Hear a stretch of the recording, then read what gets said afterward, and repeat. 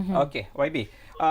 Ini berdasarkan pengalaman kita sendiri. Saya yakin YB mempunyai pengalaman yang sama. Saya juga mempunyai pengalaman yang sama. 3 dekad yang lalu harga roti canai 40 sen, sekarang dah RM1.20.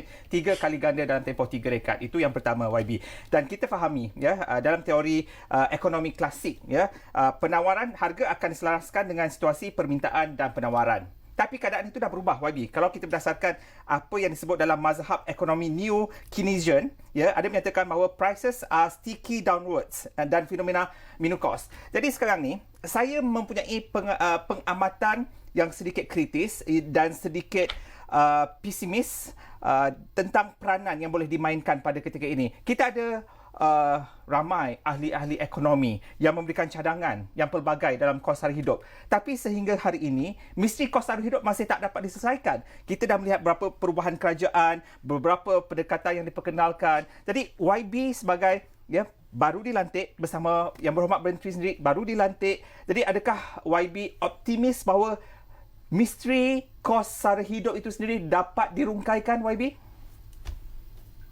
I have to be optimist. Okay. Saya wajib untuk menjadi seorang optimis.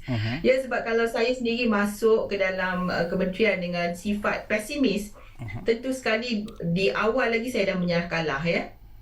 Saya tidak mengatakan bahawa tugas ini tidak mencabar. Saya akui ianya an uphill battle. Okay. Saya juga akui bahawa forces atau kuasa ini bukan hanya berkait dengan dasar yang kementerian buat, tetapi ianya bersifat global.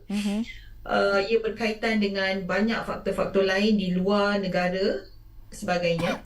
Ya, kita bukan di dalam bubble ataupun in isolation ya.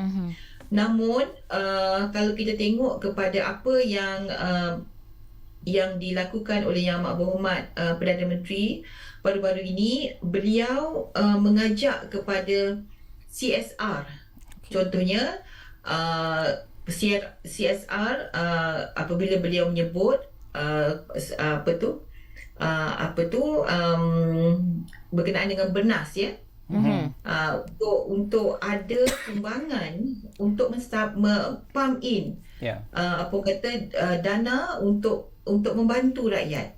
Dan saya yakin kehadapan ini akan ada lagi usaha-usaha yang demikian, dan saya lihat juga dari segi proposal itu insya-Allah ada lagi usaha-usaha yang begitu. Di sinilah saya lihat kalau kita ada political will ya, itu penting sangat-sangat. Kalau kita betul-betul menjiwai masalah rakyat, saya yakin kita akan cari jalan macam mana kita boleh cari jalan yang berbeza ya, luar daripada the norm. Macam saya kata tadi, macam mana nak guna, macam saya fikir macam mana nak guna institusi wakaf itu sendiri contohnya untuk membantu dari segi mengimbangi kos sara hidup ini. Jadi ini adalah orang kata the cara baru nak berfikir, fikir luar daripada kotak, macam mana kita nak selesaikan masalah. Dan sebagai saya katakan tadi, I have to be an optimist. Saya perlu bersifat optimis dan saya perlu masuk dengan pemikiran kreatif ya, di samping kritis, mencari jalan penyelesaian, insya-Allah short term dan juga long term.